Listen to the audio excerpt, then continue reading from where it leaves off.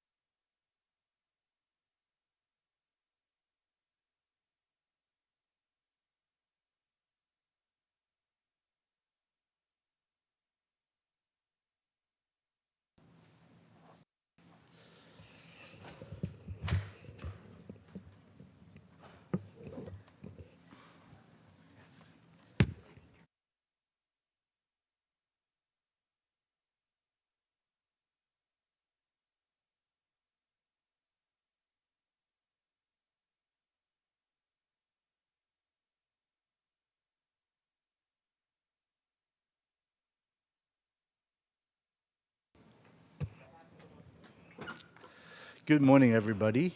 Welcome. I would like to go ahead and call the Finance Government Operations Committee, FGOC Committee meeting to order at this time. I am Supervisor Otto Lee, the chair of this committee, along with Vice Chair Supervisor Susan Ellenberg, and with both supervisors present, we now have a quorum. And I'm moving to item number 2, which is public comments. This item is reserved for members for public to address the committee on any items that is not on this agenda, and any public who wish to address this committee on items not on the agenda should now speak. The law doesn't permit the committee action or extended discussion on any items not on the agenda, except under special circumstances, or we might be able to put it on the future agenda as well. Clerk, would you please let us know how many speakers we have for public comments? We currently do not have any speakers. In person or online, right? Correct. All right, I'll give it 3 more seconds in case nobody shows up. 3, 2, 1. And still no speakers. Okay, great. Then we can move to item number 3 to approve the consent calendar. And any changes to the consent on the agenda today? Supervisor Ellenberg, do you have anything to change today? I don't. I'm happy to recommend approval of the consent calendar as published. Great, and of course I'll second. And at this point, I would just ask any members of the public who would like to address the committee on any item on the consent calendar should comment on this item. And so, clerk, do we have any speakers on the consent item agenda? We currently do not have any speakers in chambers or virtually. Wow, we are quiet today. Yes. Okay, very good. Thank you. That moves us right to, oh, actually, let's go take a vote. I'll go close the public hearing. Let's take a vote on item number 3, approving the consent calendar. Let's take the roll. Vice Chairperson Ellenberg? Yes. And Chairperson Lee? Yes, as well. So now we can move to item number 4, which is the items for discussion today. The first item on the agenda, number 4, is a report from the Office of County Executive relating to the County Web Portal Transformation Initiative. And here to present this item, I believe we have our Deputy County Executive, Sylvia Gallegos. Good morning, and your team. Good morning, Sylvia. Good morning, committee members. As you indicated, Sylvia Gallegos, Deputy County Executive, and I'm here in my capacity as the executive sponsor for this multi-year web portal transformation process and also the chair of the steering committee. And it gives me great pleasure because we don't get to introduce the thousands of dedicated and really smart county staff that we have in this organization. So I would like to introduce a couple that I think are new to the committee. So I have with me, further to my right, an IT director, Nan La, who's responsible for enterprise content management services. And to my immediate right is Tram Nguyen, who's a senior IT manager for architecture, innovation, and Mode 2 solution development. And so today, as you note, and we have a presentation that is before you, we would like to update you on this transformation process. And in particular, we will go back and touch upon things we've discussed in the past, because I believe for Supervisor Ellenberg, this is her first time to have this presentation. So with that, I'll turn it over to our team. Thank you, Sylvia. Good morning. So the Web Innovation Transformation Initiative is a multi-year, multi-phase effort to modernize the county's public-facing internet presence.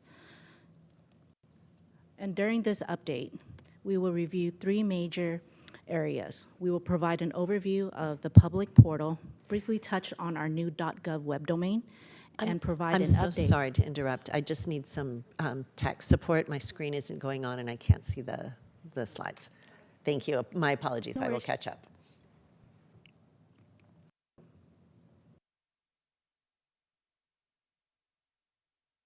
Okay, we can keep going. Okay. Thank sounds you. good.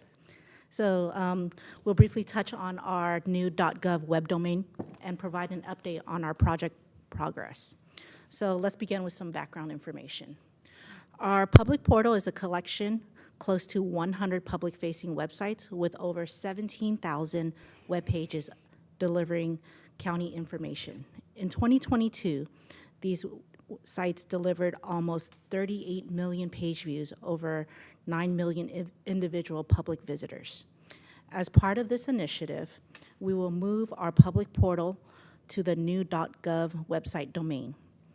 The .gov domain can only be used by U.S.-approved government entities. Our current domain is sccgov.gov, and this obscure name is now going to be transitioned to an official government website.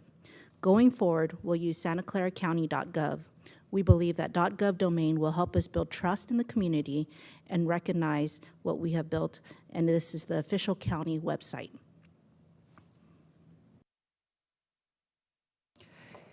Good morning, and I will go over the project highlights. As Sylvia pointed out, this is a multi-year initiative, and this initiative is organized into 3 phases. Phase 1, which was completed in November 2021, was lift and shift. It's about replacing the technology. As a result, we migrated 98 websites from the old outdated platform to the modern platform while retaining the same look and feel and content. In phase 2, which is the current phase we're in, we redefine the county web strategy and redesign the county, the web public portal. The next task is to help agencies and departments move and restructure their website and move to the new design. In the future, phase 3, digital transformation, we will aim to add additional services and capabilities to the web portal, making it more accessible and helpful to county residents. We look forward to building our digital transformation strategy in the coming months. Next, I'd like to draw your attention to some of the goals and objectives of phase 2, the modernizing of the public portal.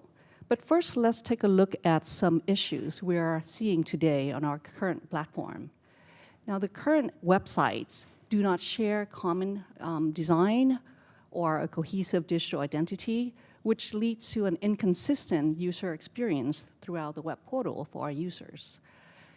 And the unstructured content format today leads to a potential overload of information for our visitors because there's too much information to consume. Now, going forward, migrating to the .gov platform, we have a number of goals we set out to do. We aim to significantly improve the user experience by implementing a user-centric and inclusive visual design. We will offer flexible templates to accommodate various needs.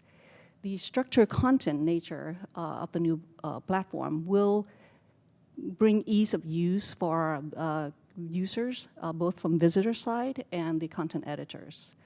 We will provide a platform for a cohesive and compelling storytelling. And last but not least, we will focus on services to make it easier for our community to find and obtain county services.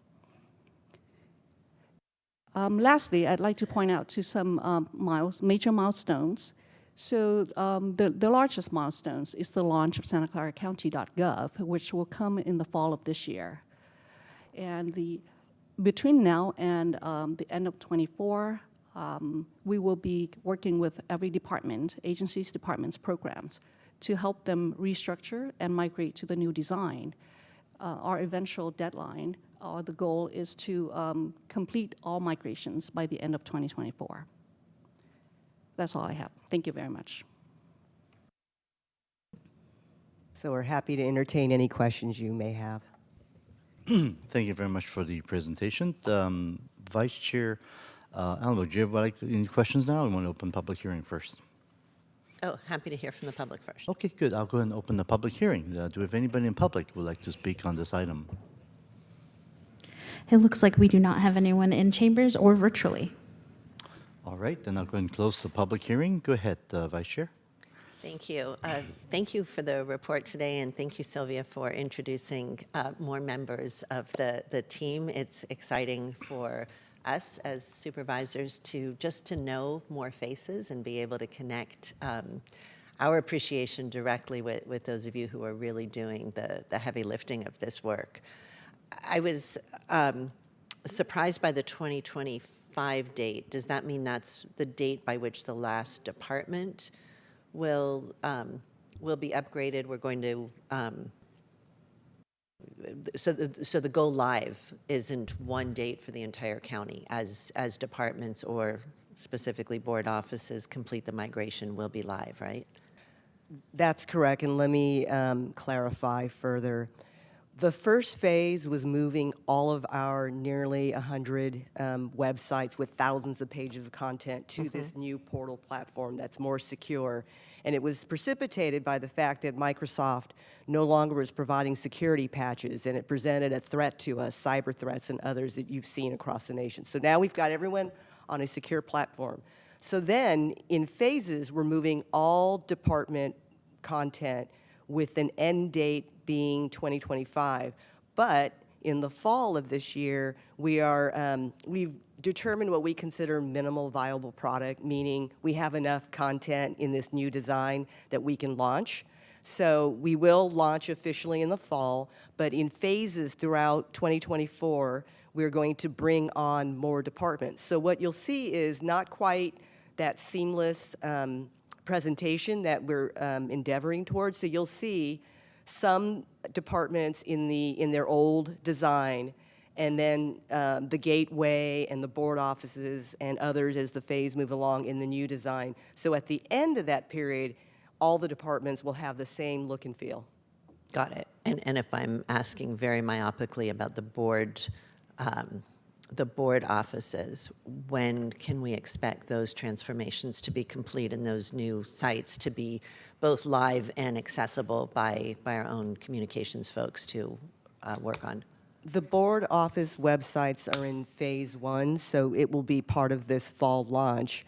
Okay. And what I'm hoping, we're still trying to get the meeting together, but I'm organizing a meeting with the chiefs of staff. We have secured extra help to assist the board offices with that migration, but I want to underscore here as a footnote that in the meeting I'm going to have with your offices, we do need deep engagement by your offices to understand both with respect to the content you want to provide, how you want to prioritize that, the look and feel. Sure. So deep engagement from a communication perspective or a technical perspective? From a communication Okay. perspective? And you have folks that are doing the technical work for it? That's correct. Thank you.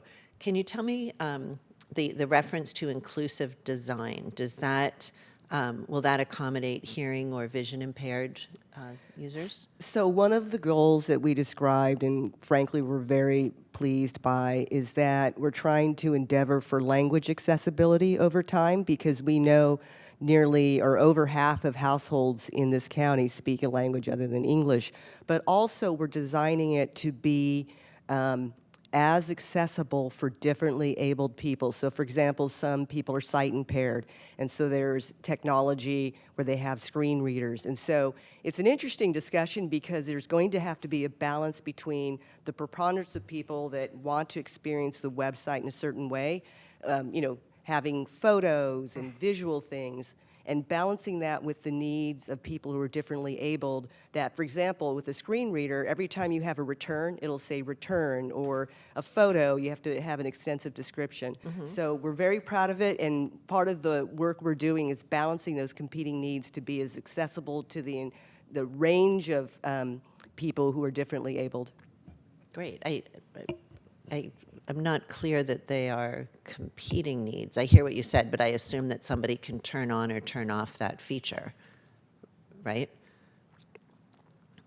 Well, for example, and I'll point to the City and County of San Francisco, if you look at its web portal, it's very plain. And the intent was there was more of an emphasis in being accessible for sight impaired. And so we're trying to figure out what the right balance is. I see. I appreciate that. Thank you. And then the two more questions. Again, with translation, I know right now there is great disparity between departments in who has access to translation services, who can quickly produce material in multiple languages, and for whatever reason, some departments have a much harder time. What will the capacity be for instantaneous translation if somebody wants to view my website in Spanish or Vietnamese, for example? So as you pointed out, we do have a small but mighty language access unit, and there's very significant need across the county organization. And the priority has been generally when there's a legal requirement or if there's a very significant an important need for it. So for example, during COVID, all of the information was hand translated. The challenge is that language is nuanced, Sure. language is local, language is constantly evolving. We have very technical terms that we use, and so it's very labor intensive. So with respect to the web portal, this is the plan. We do have some content translated, and we are working closely with the language access unit. But over time, because as we pointed out, there are thousands of pages of content, we're really working with departments to not only create data sets. So for example, there's very specific technical terms that we have to, our goal is to bring down to the 5th grade level so it's as understandable to the widest array of people, and have an understanding of, this specific term means this in layperson term. So the goal over time, as I said, is that we would be using both manual labor, people, to translate, but also there are emerging artificial intelligence technologies that we hope will be able to allow us to more nimbly translate. It still will require human involvement. The challenge now, there's about 3 of them that we've tested, and when I say we, the Language Access Unit with TSS, there's some instances where they're really good at Spanish translation, but not other languages. I understand that over the next couple years, this technology will improve vastly. And so while we're doing this migration, which is our principal focus, is to get them all over to this new design, we are concurrently working with Language Access to build that capacity. And I can't underscore how time-intensive it is to get this right. I have no doubt that it is, and I fully understand that even with AI, we're going to need human eyes to account for just what you talked about, local cultural colloquialisms, the way people talk and understand in this community, the level of technicality. And we are the most diverse county in the country. We have to be modeling this. We have to think about the number of residents that will not have access to our information until we are fully accessible in multiple languages. So to me, that's a priority piece. Not instead of or in place of all of the things that you're already doing, but I really encourage whatever necessary investment or work is needed for that so that we have that capacity. And then finally, the website change from sccgov.org to santaclaracounty.gov, will that impact our email addresses that all end with sccgov.org? Not at the moment. What I Excellent. understand is that there is state legislation where there's discussions about requiring government entities to move over to a .gov email address. Cool. Is there a time frame around that? And will we have a long runway of notice? My understanding is if this bill is passed, we have until the end of 2025 to migrate our thousands of employee email addresses to a new email address. Well, I hope for your sakes that you have a little bit more of a runway before you have to do that as well. Thank you all so much, and really thank you for this work. Yes, and I do have a couple of follow-up questions as well. As we have all noticed that our current website certainly has looked outdated. Looking at Los Angeles County, I think they've done a pretty decent job, right? For example, I would rather use them as a potential partner to learn from how they're doing it, because they do certainly have the resources. And we share the same issue with LA, which is we have over 100 languages in our county, and try to cover everyone by hand. That's practically impossible in terms of logistically and physically. And so I certainly do think that the enhanced AI that's being used, for example, I frequently use some web browser that contains an automatic translation to English. For example, you just click it and it goes to English. So we know the technology is already there. And how can we make sure that we are also leveraging that today from English to the other languages? Obviously, it would be difficult to translate to all 100 languages, but I think through AI, certainly some of the major languages, that should be fairly easy to be covered, right?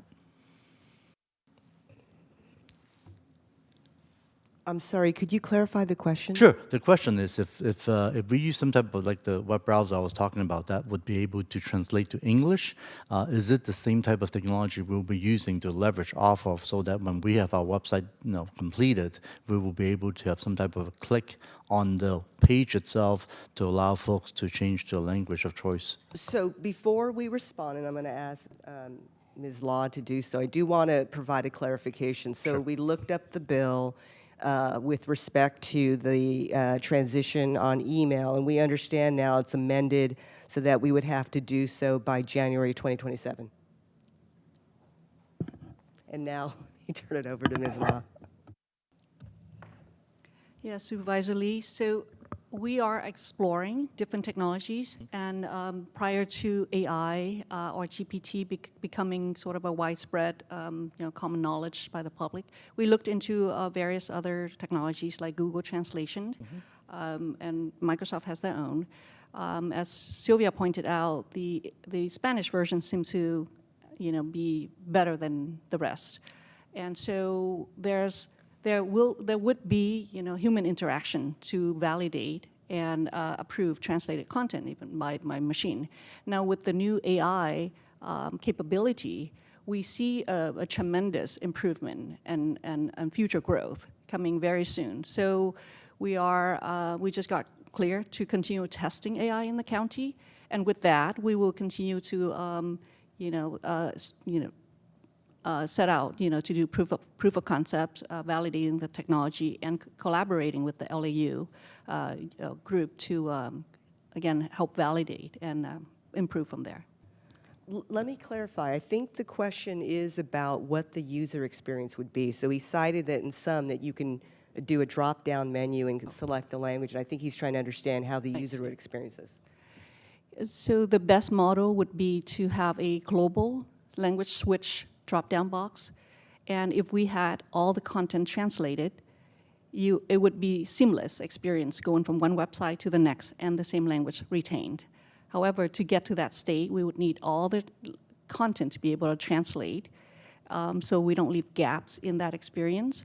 And that's going to require a lot of resource in the county to come together and support that multilingual model. So, but the visually, I can say that it's similar to Google Translation drop-down. Once you select a language, it stays with the whole user journey. Hope that makes sense. No, exactly. I just want to mention that, hand translate everyone would be not only cost prohibitive, but also very slow, right? Because our content keep updated so often to our residents. So I think the fact that we need something more immediate, more quicker, ends up requiring hand translate. As you know, when you do the original translation, say 2-3 years ago of Google Translate, I'll say they're about 80-85%. Now I'll say it's closer to 95%.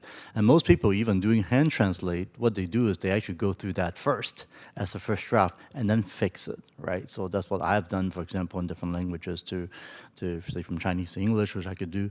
I would do that translation first. So I would say, let's not make perfection be the enemy of good. Let's not try to accomplish like perfect translation on every page. I don't think that's our goal necessarily. I think our goal is accessibility. The fact that people go to a page in English, they don't understand any of it or very little of it, if we could get translated to even 85, 90%, a lot of times it's probably good enough so that they get the gist of what needs to happen, find the phone number, call us, right? So I think that's why I just want to say is that let's not try to slow down to do everything hand translate at all, but try to use the AI technology involved so that we could get it done a lot quicker, a lot faster, and of course certainly far cheaper than engaging a lot of folks doing hand translate necessarily on every single page. Now obviously there are information that has to be completely legally accurate, and those we will have to do that, but I think that's a very small portion of our website that would require that type of accuracy. Right, okay. So I just want to make that point. Second is regarding the name itself, StClairCounty.gov, obviously that identifies where. The problem is, it is very long. So I don't know if there's any way we could talk to the folks who give out these domain names to see if there's any way we can get some type of abbreviation, so that might be easier for people to type in. Not really, right? As I understand it, they give you one name. Mm-hmm. That's it. That's it. That's it. For .gov. Okay. All right. Well, we'll take what we can get, obviously. But good to ask. And then the other question I also have is regarding the timing. I know there's a bit of a delay on getting this live due to some issues on procuring the professional services and whatnot. I mean, I see things get delayed from time to time, certainly, but I just want to see, moving forward, anything you think you can help speed up the process? At this moment, no. Principally, it's going to be the engagement of the departments to help us review the content and work with us to migrate it over. So it's really getting the attention of the departments that are already doing full-time work on their main mission. But with the CEO team, we're happy to underscore the importance of this project to the departments. Well, from the department's point of view, they are just sending you, files and Word documents, right? You guys are the ones actually loading it onto the site. They are not loading it themselves, are they? But there's a lot of decisions. That's generally true, but there's a lot of decisions in terms about what you want to present, how you want to present it, and applications and other types of data that we need their decisions with respect to how this is presented. Okay, so it's really some of those other more complicated apps that we need more of their cooperation and scheduling to make sure that their information is presented correctly as they wanted to. And That's what correct. caused some of the delay. Okay, Yes. okay, good to know.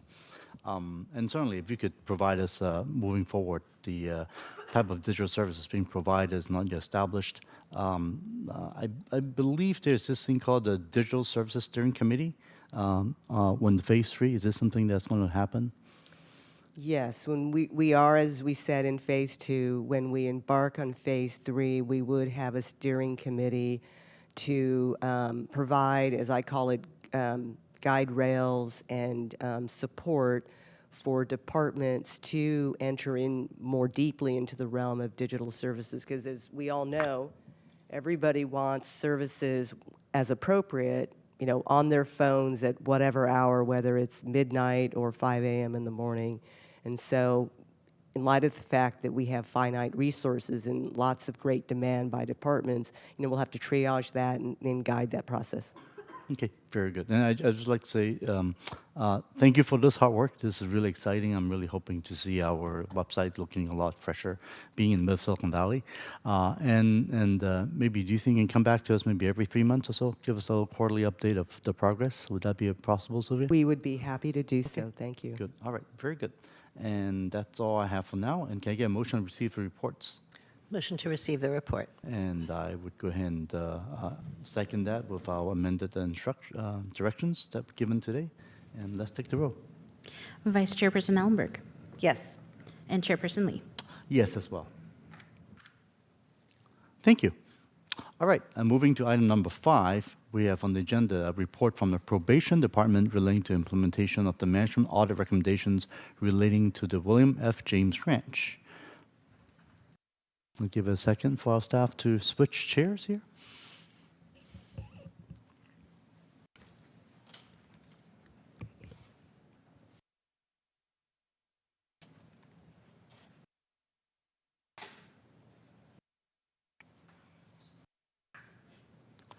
So let me introduce, I believe, to present today with Alex Villa, the Deputy Chief Probation Officer, Mark Utzi, the Probation Division Manager, and Rachel Talamentis from the Behavioral Health Division Director from the Behavioral Health Services Department. And I do see Nick. Go ahead. Why don't you introduce yourself, Nick? Well, thank you for the introductions. Took the words out of my mouth. So, good morning. My name is Nick Burchard, Chief Probation Officer, and with us today, as you already mentioned, Deputy Chief Alex Villa, Deputy. Her title is just gigantic. If she says the whole title, I'll just say Director over Behavioral Health Services, Rachel Telemontes, and our Probation Division Manager, Mark Utzi. We have a PowerPoint if you'd like to see, or we Please. could just answer questions, whatever you prefer. I think, yeah, if you can go through the PowerPoint, that'll Absolutely. be great. Yeah, thank you for the public.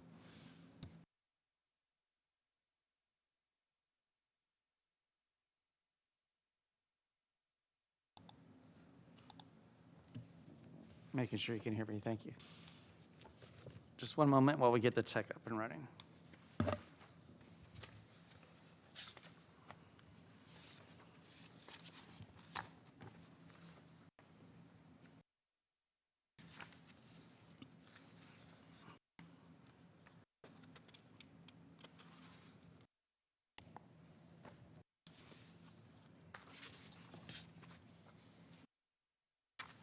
Good morning. Thank you. My name is Alex Villa, Deputy Chief over Institutions. We do have a brief PowerPoint presentation that we'll be presenting much of the information that's in the ledge file.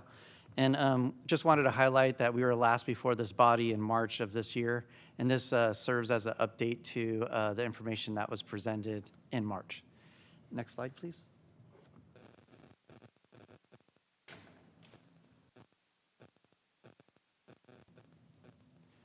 So in this slide, what we're relaying to you is basically 3 or 4 key items. One, measuring our program outcomes, but also what we've completed, what we have remaining in progress, what our next steps are, and what we have ongoing.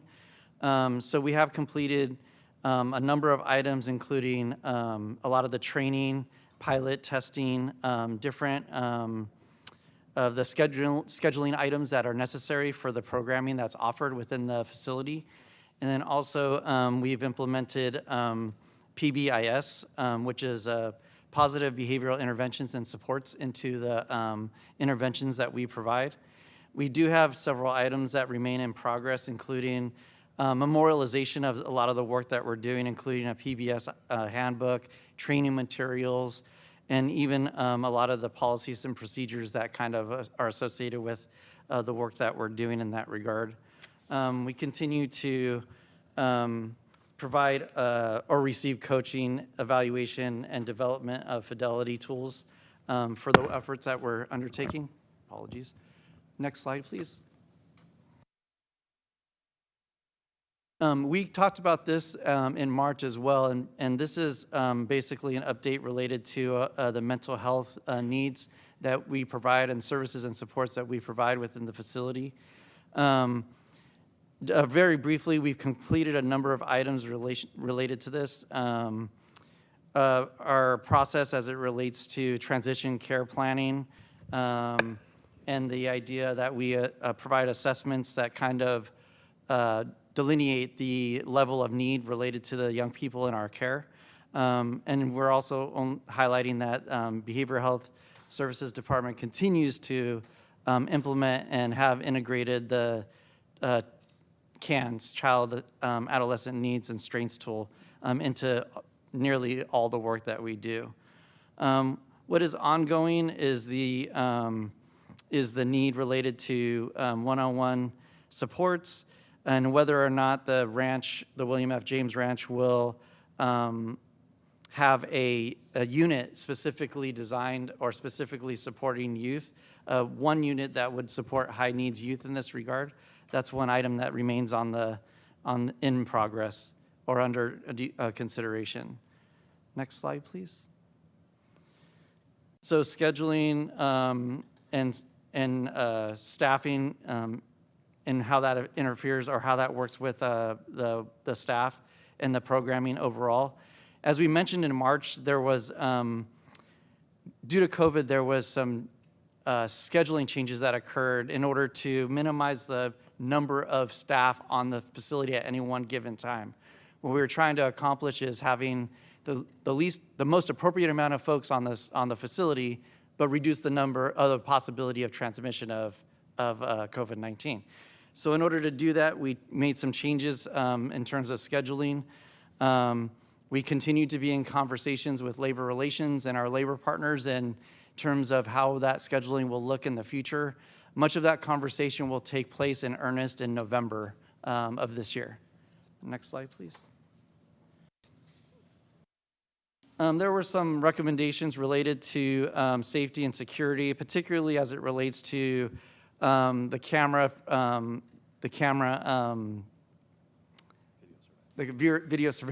video surveillance program that we have at the facility.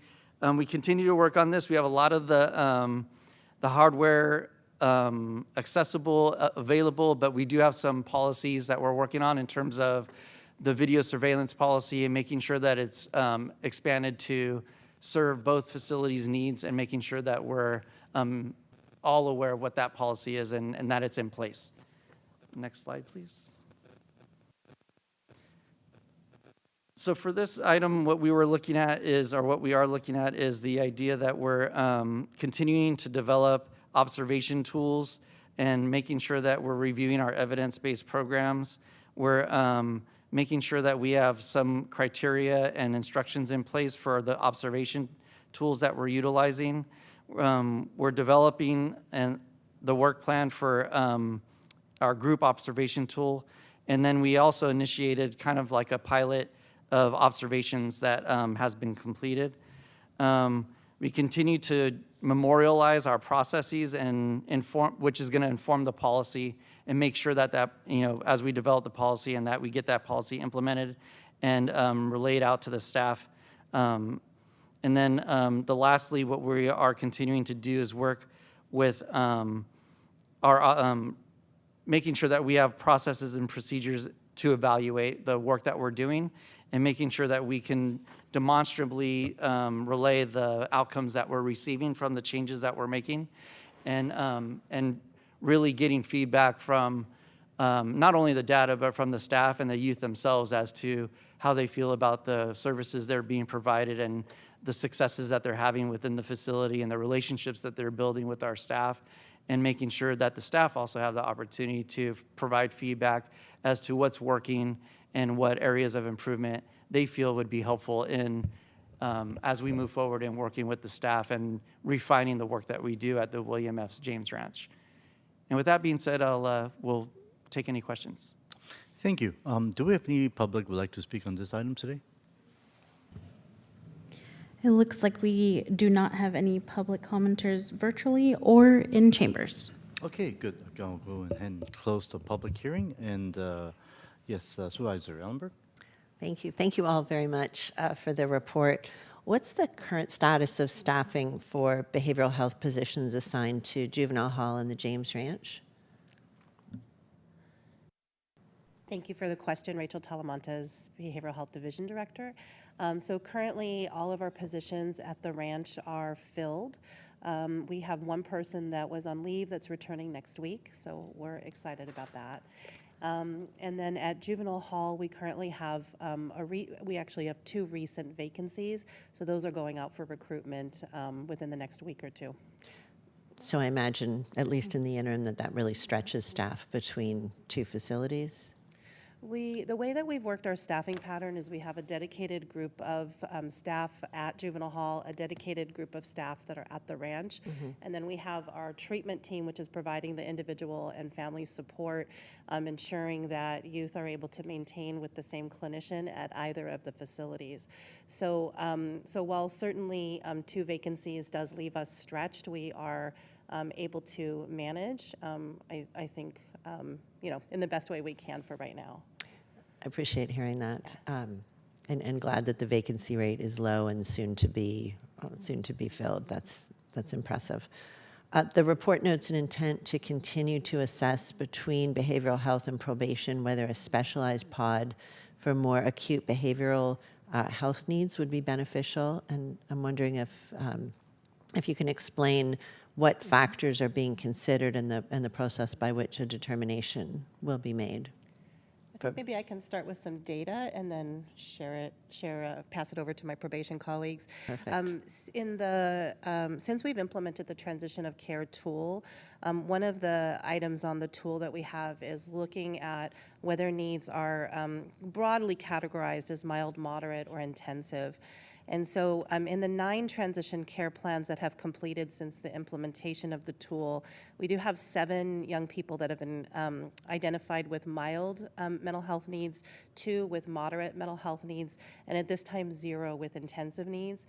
In addition to that, we have not had any requests for one-on-one support, and it seems that the services that we're providing at this time seem to be meeting the needs of the youth at the ranch sufficiently.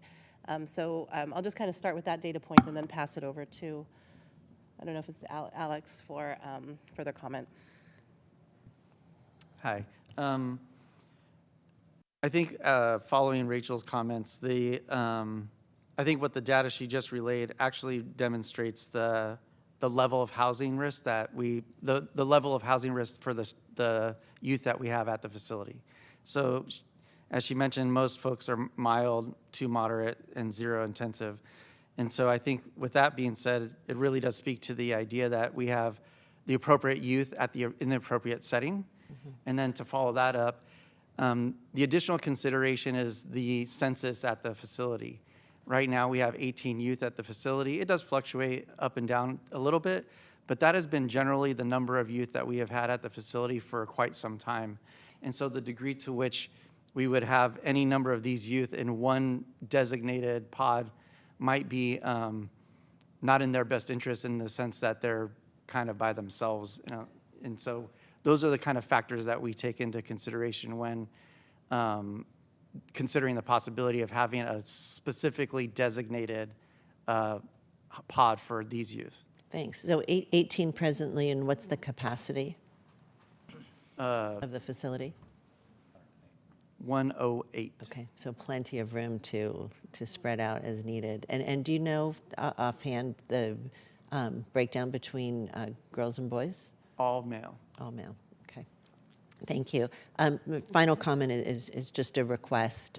So I'll make this a motion with direction for future reports. So for any future reports with audit implementation, like the ones today for community health, which we'll get to in item 6, and the ranch in item 5, please provide the recommendations and implementation status in a grid for ease of review to include the audit recommendation, concurrence or response by staff, and status of implementation activities. I think that will lend greater clarity and ease, and as one supervisor, I am a fan of charts and tables. It makes information much easier to follow than in a narrative. So thank you very much, and that's my motion. Yes, and I'll go ahead and second that.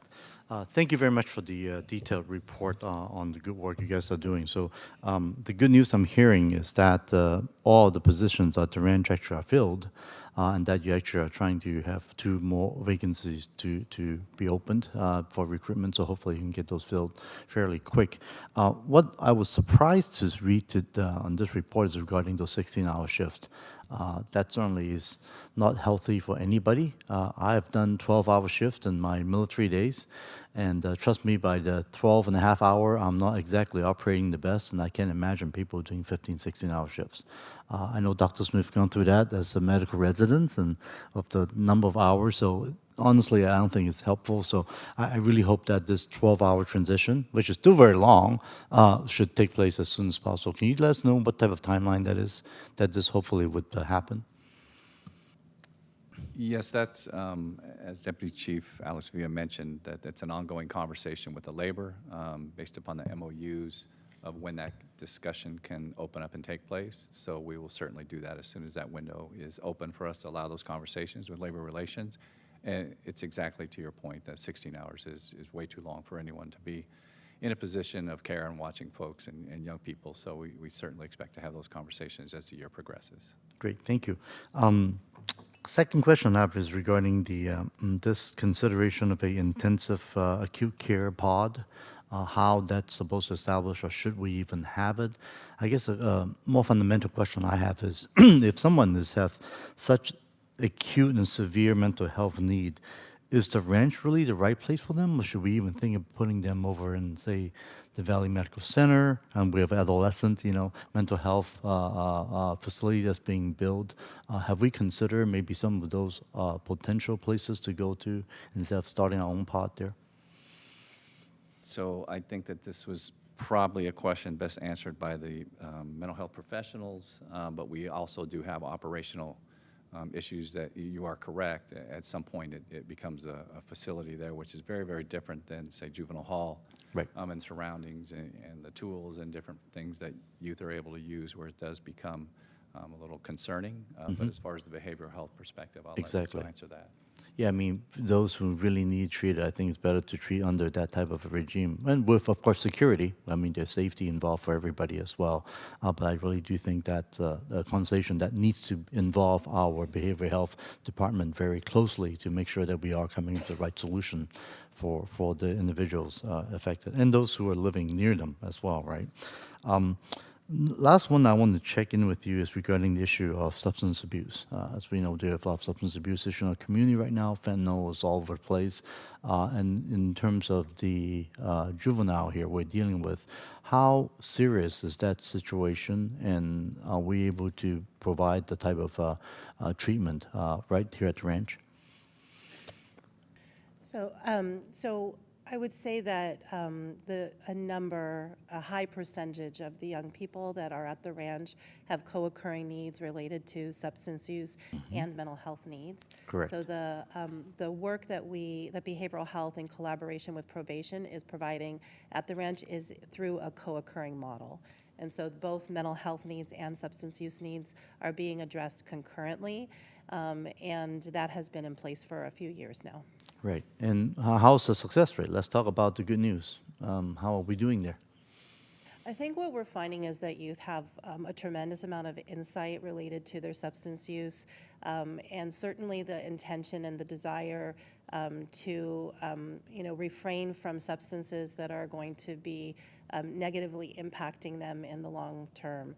I think as youth are moving into the community, we're certainly providing transition supports through behavioral health, including substance use supports, and really kind of modulating that based on, is this more of a mild, a moderate, or an intense need Correct. that we imagine will be in place when youth are returning to the community, and ensuring that there are supports alongside youth to ideally prevent any kind of significant to prevent substance use, particularly substance use that would be life-threatening. Right. I mean, being in the setting of the ranch, and I think it would be really a great place. I mean, look, I've visited the ranch a couple of times. I frankly believe how spacious it is. And the brand new basketball court that was being put in, for example, I think many schools, I guess there was some competition where other schools are competing there, were admiring how nice the court were. So certainly facility, we're putting a lot of resources into making it as good as it is. And I certainly want to make sure that it is put to the best use. Nick, you were raising your hand? Yeah, and I would just add that the ranch program is a 6 to 8 month program, and so there's great strides and inroads between Mark's staff and behavioral health staff in working with youth that have substance use issues. And as you mentioned, it is a great setting for that environment. It's very therapeutic in its environment. They make great strides with the co-occurring issues that are going on with these youth, and being able to be out there 6 to 8 months, they can really make a big impact. And then it becomes about reentry, as Rachel mentioned, and making sure that we follow them in reentry and continue to work with the youth when they're out in the community as well. Right. So at the juvenile hall right now, I know we have no female. And last I saw, I think the report yesterday is there are 5 females right now at the ranch or something like that? Just the opposite. Just the opposite. Five at juvenile hall, 0 at the ranch. Oh, We 0 haven't- at the ranch. yeah, we Okay. haven't had girls at the ranch now for close to 3 years now.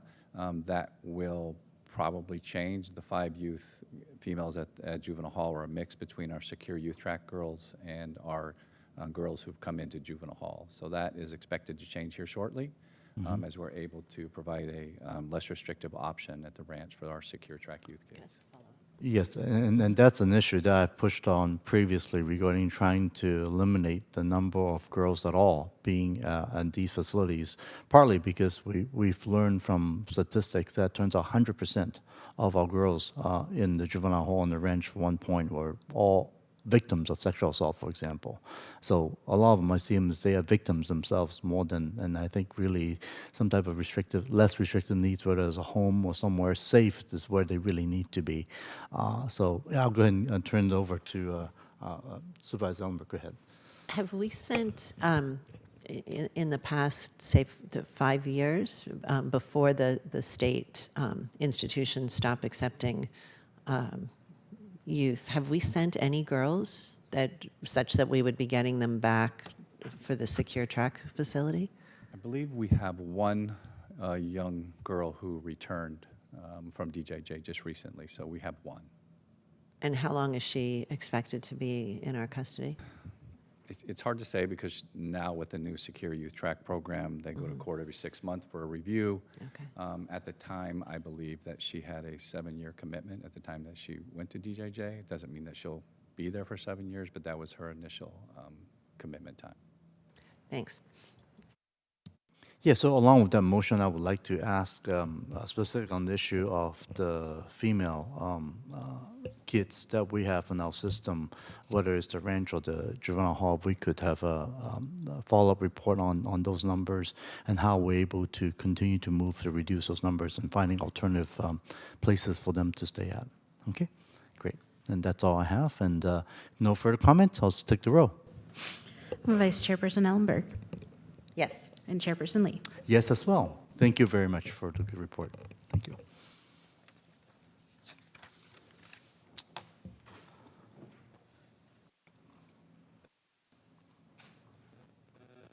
Okay, moving to item number 6 on the agenda is a report from the Santa Clara Valley Healthcare relating to the management audit of the community health services from the Management Audit Division and provide a 6-month update regarding its recommendations.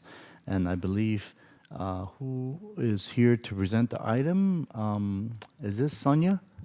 Sonia Menzies. Menzies, yes, that's right, the It is. Director of the Ambulatory Community Health Services. Good morning, Sonia. Good morning.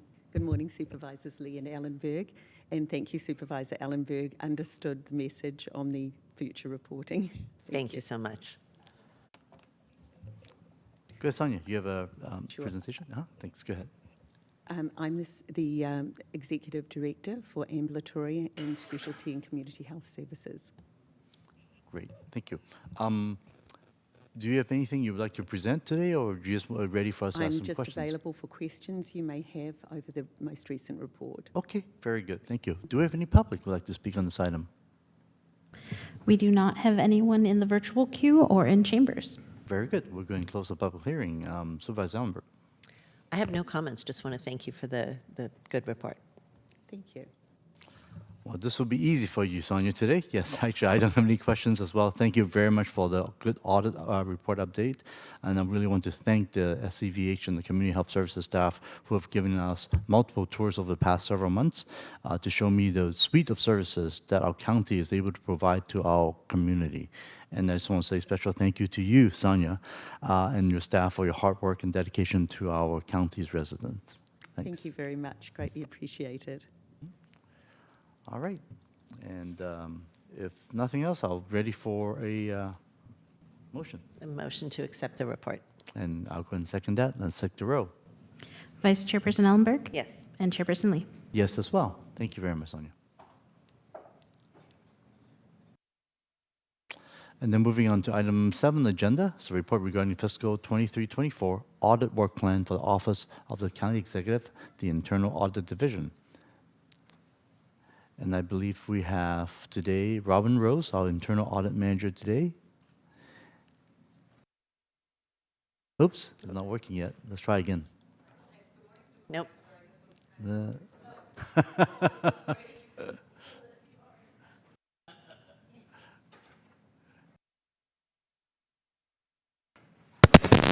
Oh, there it is. There we go. Now it's working. No, nope, not Nope. yet.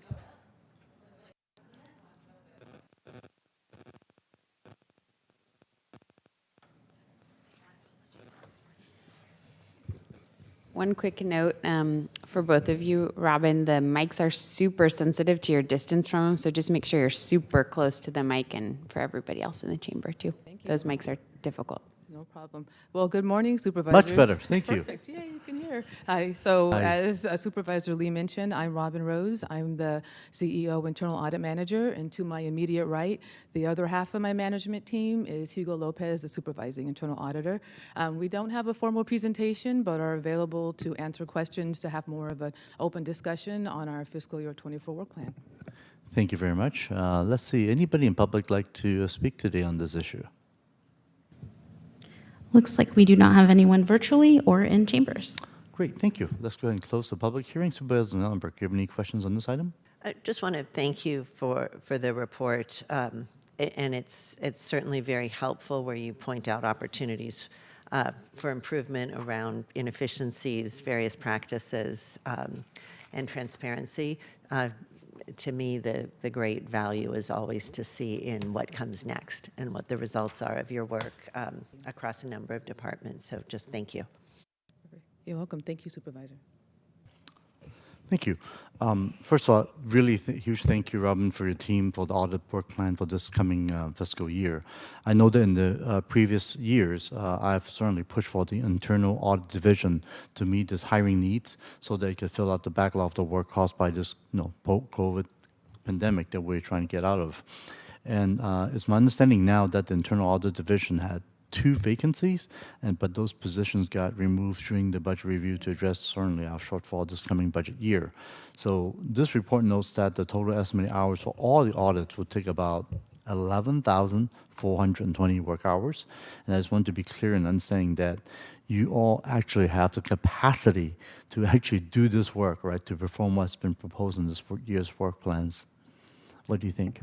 Yeah, so we take into consideration the productivity, which is averaged about 70%, taking into account vacation, sick leave, and training needs of staff, as well as the review time and the planning. So we do estimate the hours based on our previous history with the audits that we provide, but sometimes, you know, once we dig deep into it, it might take a little bit longer. Like, for example, if we need to consult with legal counsel or there's some limitations in the type of data we can review due to sensitive information and privacy concerns. So we have to take those needs into consideration to make sure that we're only accessing what we need to, but still be able to get our work done to be independent and objective. So we definitely take that into consideration, and we'll update the hours in our semi-annual report if there's any differences or changes from what is originally proposed. Exactly. If you do realize that there's actually more need in terms of more hours is necessary, or more workload is than expected, or things are slower than we thought, please let us know so we could adjust our budget to allow you to do your important work.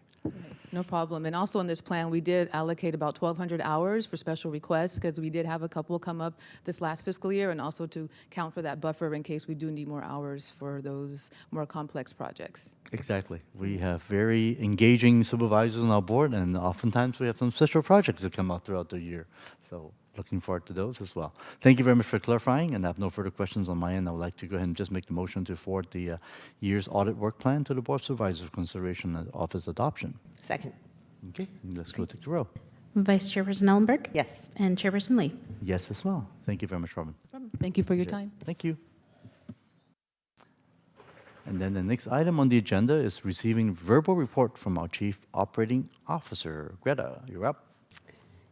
Good morning, Supervisor Lee and Supervisor Ellenberg. I'm just going to highlight a couple key areas of significant work ongoing operationally in the county at this time, and then I'm also going to ask David Campos at the end to come down and provide some important legislative updates.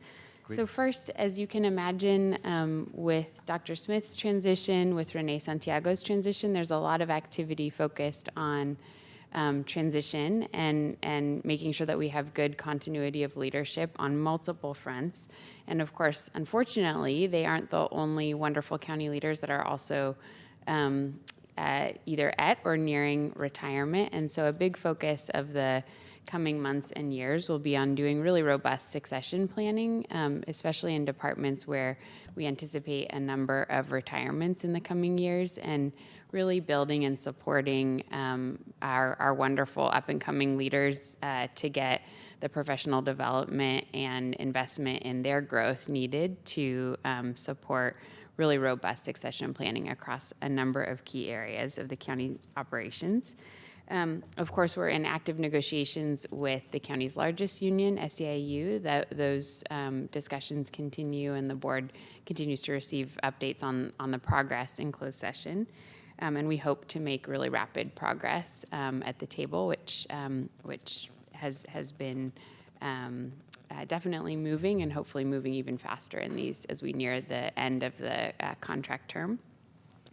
The next thing I wanted to highlight is we have a number of really major technology projects. You heard today about our web portal transformation, but on the board's agenda for next Tuesday will be approval of a new contract for our jail management system, which is really a significant milestone. And I just want to thank the County Council and particularly TSS teams who've been really thoughtful in their planning process. As the board is well aware, we've had some fits and starts with that technology replacement project. And this is an area where the vendors in the field who provide this service, given that jail management systems are a very niche market and one that's public sector only, it's very difficult to find and engage the right contractors who will have the capacity to see the project forward. And I just want to thank the TSS team for their diligence and extensive work in the lead up to this contract approval, which we hope will happen on Tuesday, and then allow the work to move forward much more rapidly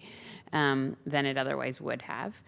And that will involve a lot of really significant partnership with the Office of the Sheriff, and want to also express my gratitude to the Sheriff's Office for their deep engagement with TSS on that project.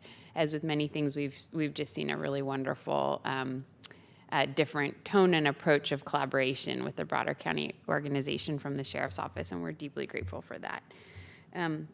And finally, I just wanted to highlight that as we continue to be laser focused on our behavioral health services expansion, we are particularly focused on a lot of the work that's happening for those folks who need behavioral health services and are also involved in criminal justice systems. And so there will be a lot of work coming to the board in the late summer and fall with respect to our not only continuing to expand substance use treatment services, but specifically focusing on increasing access, increasing efficiency in serving folks who may come on our radar for the first time, for example, when they have criminal justice involvement, but really need mostly a broad service array. And really expanding the willingness of our provider community to serve that population, expanding our capacity and service breadth for that population. And so with that, I will turn it over to David Campos, who will provide some legislative updates. Thank you. Good morning. I will try not to kill the microphone. Morning. Good morning, Chair Lee, President Ellenberg, David Campos. I'll just be very brief in my presentation, but I do want to acknowledge in the back we have our IGR team, Josh Tosney, Jenny Treyes, and Elaine Trin. I'll begin the oral presentation by simply noting that this is probably the most active that this team has been, as far as I know, in terms of the pieces of legislation that we're sponsoring, co-sponsoring, and the pieces of legislation and policy matters that we are weighing in. And at some point, perhaps at the next meeting, we will have a more detailed report on sort of percentages so that you have a sense of the scope of what we're trying to do. On the legislative front, I'm happy to report that all of the pieces of legislation that the county has sponsored or co-sponsored have moved forward to the other house. So most of them are being heard in the state Senate and some of the Assembly. And you know, we haven't seen any issues, and we are grateful that county staff has really stepped up to support that level of engagement, because it has meant, you know, more staff going to Sacramento to testify on all of these bills, and that has been very helpful. I'll simply note a couple of things. SB 406, which deals with CEQA exemptions for the financing of projects, that's moving forward. As is SB 462, which aligns the information piece in CALSA with the federal requirements. SB 463, which deals with family reunification, and SB 642, which addresses the issue of hazardous waste and giving county council the authority to pursue those claims. As you know, we also submitted a request to extend the deadlines around our seismic retrofit, and I just want to note that we're in conversations with the administration who had some questions about that. And then lastly, on the legislative front, AB 335, which provides the authority to the County Board of Supervisors to put a sales tax measure on the ballot. That's moving forward and will be heard in committee next week. So that's it on the legislative, the specific bills that we're sponsoring or co-sponsoring. And then there is the second set of type of work, which involves engagement in big policy discussions that are taking place in Sacramento, especially around behavioral health. SB 43 will be heard in committee in the next few days, and as you may be aware, Santa Clara County has been really a leading voice on that front. We were the first jurisdiction to submit a very detailed letter suggesting amendments. And from what we understand, amendments will be made and have been made. We're still trying to understand what those will be. But I think that our involvement has really led others to weigh in, which is precisely what we were hoping. I also note that we know that the governor's office has released their proposals around Mental Health Services Act reform. And so we will be reviewing those proposals and weighing in. We have met with the governor's office as well to provide our insight preliminarily on some of the issues that we hope they address, specifically underlining the importance of flexibility for counties like Santa Clara that have been doing the right thing on these issues for many years. And then the last piece that I would say is that we have been working with President Ellenberg and her staff to get a Santa Clara caucus going informally and hopefully formally at some point, with the idea that the more organized the 10 individuals who represent a part of the county are, the more effective we will be in representing the interests of the residents of Santa Clara County. And we anticipate that there may be an initial meeting in August. So we will keep you informed of that. So with that, I will, just leave it at saying that I think that this is the most visible and engaged the county has been in Sacramento, and I think that reflects the very important role that we play as the largest county in Northern California. Happy to take any questions. Thank you very much, David. Do we have any public comments on this one? We do not. Okay, go ahead and close the public hearing. Supervisor Ellenberg, go ahead. Thank you. Thank you for the report. Thank you to the whole team. I could not see you back there. The lights are bright. But I would love to say hello at the end of the meeting. I'm really excited about this really exponential growth in the work of our IGR. I'm interested in seeing a work plan for the upcoming fiscal year. A certain part of the job of IGR will always be reactive to whatever bills are submitted. But truly, I think the bigger piece, and really a significant piece for us, is proactive outreach and engagement, first with our core delegation, and then, of course, broader. But we are a county that does so much good work in so many good areas, and everybody up here has heard me say this far too many times, but we do not tell our story. And if we can't tell our story, it is very hard for anyone in Sacramento to recognize our expertise and say, oh, Santa Clara County has done that. Santa Clara County knows about that. And in fact, even our own delegation cannot talk competently about a lot of the remarkable work that is going on. So from my perspective, an additional area of growth in this department would be to either coordinate more tightly with our comms or have a communications expert who really is focused on IGR to highlight what we are already doing and to be able to have those meetings regularly. So I'm really excited about that. And I have a couple of specific questions, but Greta, let me look to you for recommendations about when the board might see a work plan for this group.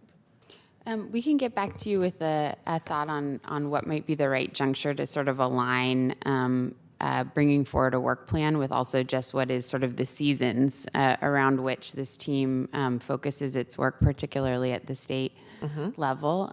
But I just would echo our shared vision with yours around really trying to think strategically about how best to link the work that we're doing on everything from improving our web presence, increasing and refining our communication strategy, really telling our story with the legislative advocacy work. We see those as very interconnected in terms of increasing people's understanding of the excellent work that's happening here, and then also increasing our capacity to, especially during more challenging fiscal times, make sure that we're leveraging every opportunity to advocate at the state level for during lean times, the things that are most important to our safety net operations to continue to be priority investments at the state level, and to give us the flexibility to mitigate what might otherwise be some very challenging budgetary impacts of what's happening at the state and national level.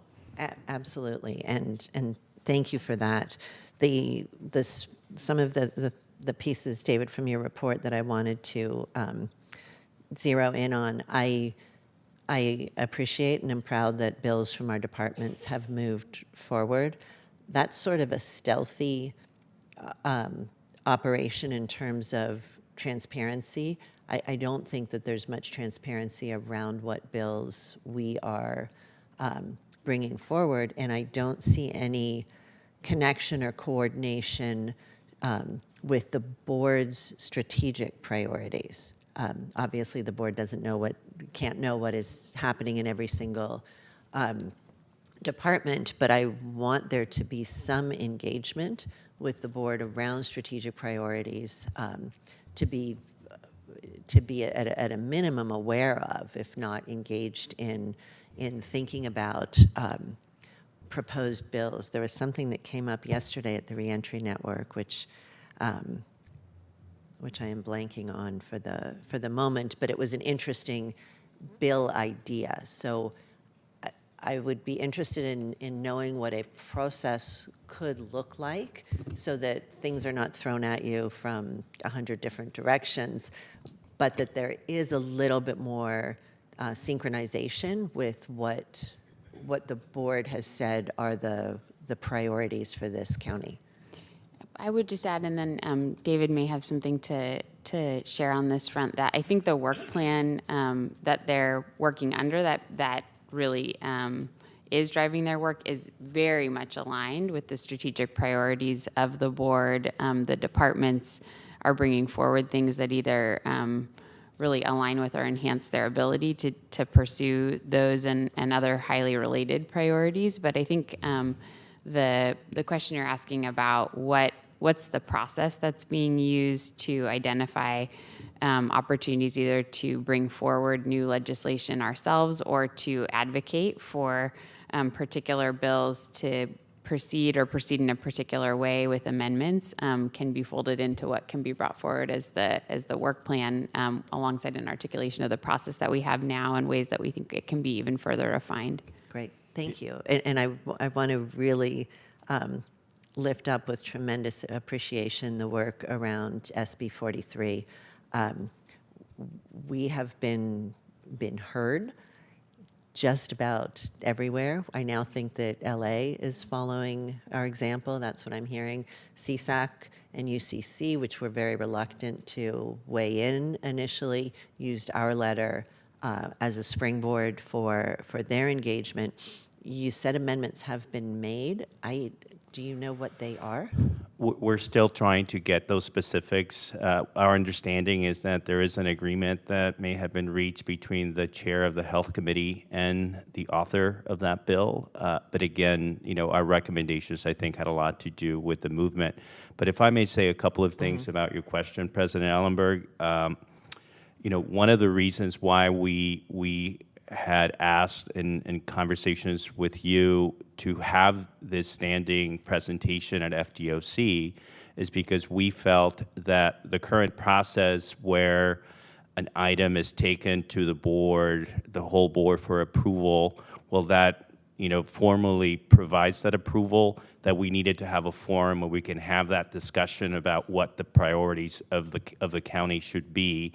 And so we believe that in addition to the work plan, which we are working on, having this forum through this committee is important. Mm-hmm. The second piece, which I think is really critical for both the engagement of the board, but also the communications piece that you talked about, is educating and engaging the county departments and agencies. Mm-hmm. What I have seen firsthand is that it's one thing for a member of the team to talk about an issue, but it's something else when you have the expert on that issue from our staff coming to Sacramento. For sure. And that's one of the reasons why following this summer, when we have more time and are not in Sacramento as much, we will begin a process of educating all the county agencies and departments about the legislative process, educating them about the very important role that they're going to have to play if Santa Clara is going to, maintain the level of engagement that we want.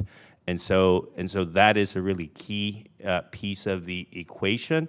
And one of the reasons that I think we've seen movement, for instance, on SB 43, is because we connected the staff in Sacramento to our great staff in the county. So that's why I think that engagement is a key piece of what we're trying to accomplish. Agreed. Thank you. And just finally, a substantive note on the MHSA reform piece. Likely our biggest concern, well, there are many concerns, but the loss of 3% of our MHSA funding at the county level is of significant concern. The fact that so little, I think 5%, is being spent on prevention, and I see nothing now for innovation and pilots, that's incredibly concerning. So we have plenty of work still ahead of us.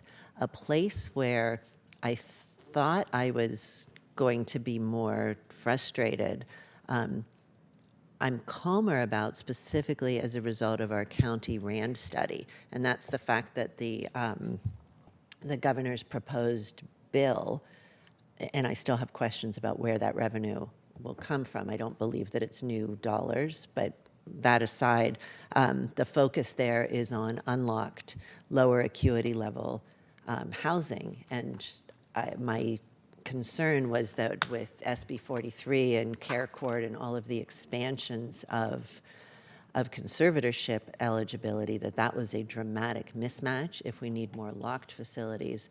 But what the RAND study showed, if I'm interpreting it correctly, is that we actually may have sufficient high acuity and secure facilities, but our problem is the decompression to lower levels, and that this bond may actually provide a significant source of revenue for the level of facilities that we do actually need. Is that a correct assessment? It is. I would add, I think, the outcome of the RAND study was absolutely that we have enough acute locked capacity in our county. The locked subacute is still an area where we need significant investment, but the magnitude of that deficiency, while significant, is something that we feel is achievable as we continue to really aggressively pursue that. We have, as the board knows, some specific opportunities that we're exploring to make progress in meeting that need. But a huge factor in meeting that need, and also decompressing our locked facilities, just as you mentioned, in the interim, while we continue to try and expand that subacute level of care, is continuing to build that downstream capacity. And I think it's also consistent with what we know is just the critical nature of housing first as a strategy for people to actually achieve long-term mental health and substance use recovery. And all of the facilities that we've been investing in, most notably permanent supportive housing, but our very expansive recovery residences that we want to continue to expand, while not identified as kind of core gaps in the RAND study, really do absolutely expand our ability to meet community needs. So that's very aligned, I think, with where we want to see investment. That's exciting. It also gives us an opportunity to thank and celebrate something that's coming from the administration, as with our other hand, we're going to be really pushing for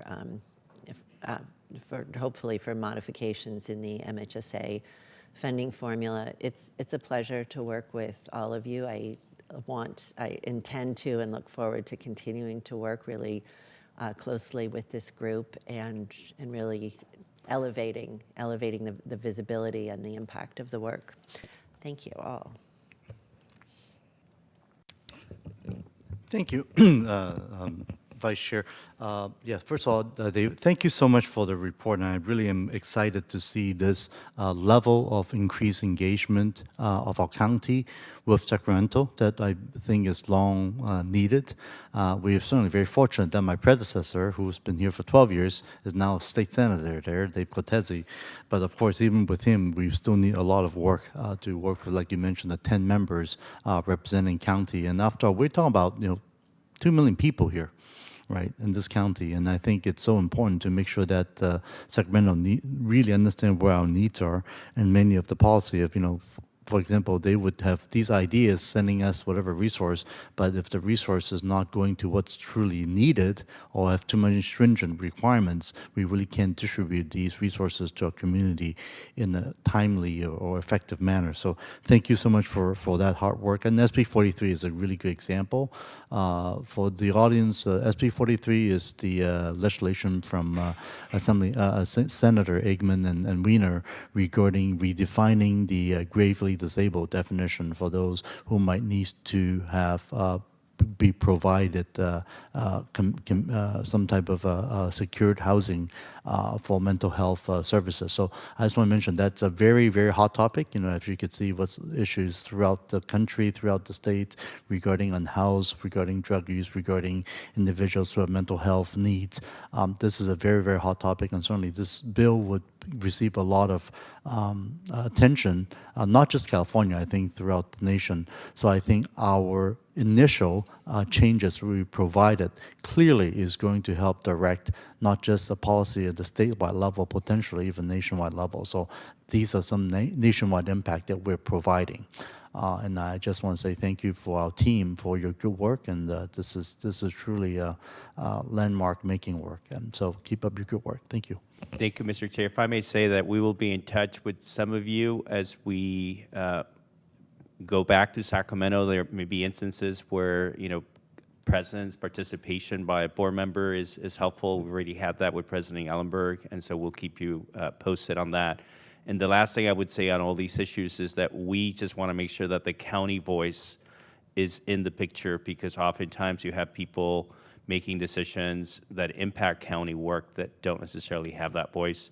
And lastly, I believe that this might be Dr. Smith's last FGOC meeting, so I was proud to present in light of that. That was a perfect segue. First of all, I'm just going to move to ask to have a motion to receive the report, please. So moved. And second, and let's go take a roll. Vice Chairperson Ellenberg Yes. and Chairperson Lee. Yes, as well. As this almost moves us to the end of the meeting of our agenda, I certainly want to say this is the very last meeting of FGOC of our very own Dr. Jeff Smith. And thank you so much for all your great work for all these years. You were here before I was here. I'm still a newbie relative to you, and I certainly want to send my sincere thanks of all the great work you have done for our county, for FGOC, keeping us on point, and all the audits and back and forth to really make our county a place for everyone. And also, just want to extend any words you would like to share with us today. Well, thank you for that. I have a going away party this afternoon. I think board members will be there, so I won't spend a lot of time talking. But I really appreciate the leadership in FGOC. We talk about a lot of really important issues that maybe aren't so exciting and attention-grabbing, but are very important, and I appreciate the committee taking the time to give us direction and make sure that we're all on the same page of the playbook. For example, this recent discussion about intergovernment relations, I think you both know that we used to have a legislative committee that was eliminated a number of years ago. I think the concept of having a regular report to FGOC to make sure that we delineate the priorities and give a report to the board about what's going on with all of the bills that we're interested in and with our representatives is a great idea, and I think we should move ahead with that. And I'm happy that the committee has suggested multiple approaches to other issues that have been helpful for the county. So thanks very much. Thank you very much, Dr. Smith. And of course, we also have the Federal Affairs Advocacy Task Force, FATF, as well, that works closely. And I see Mr. Campos has presented to that as well. Many meetings now, so we're certainly working very close together. So we clearly are making a impact both state and nationally, potentially as well. And then, of course, after that, we will be losing our county council as well, but he'll be shifting to your seat, I presume, next meeting. And Tony LaPresti will be replacing him over there instead. And again, we'll be able to grow you further later this afternoon, Jeff. And on that note, I'll just go and call the meeting for adjournment. And our next meeting is going to be held Thursday, August 18th at 10 a.m. right here. Same channel, same place. See you on August. Thank you.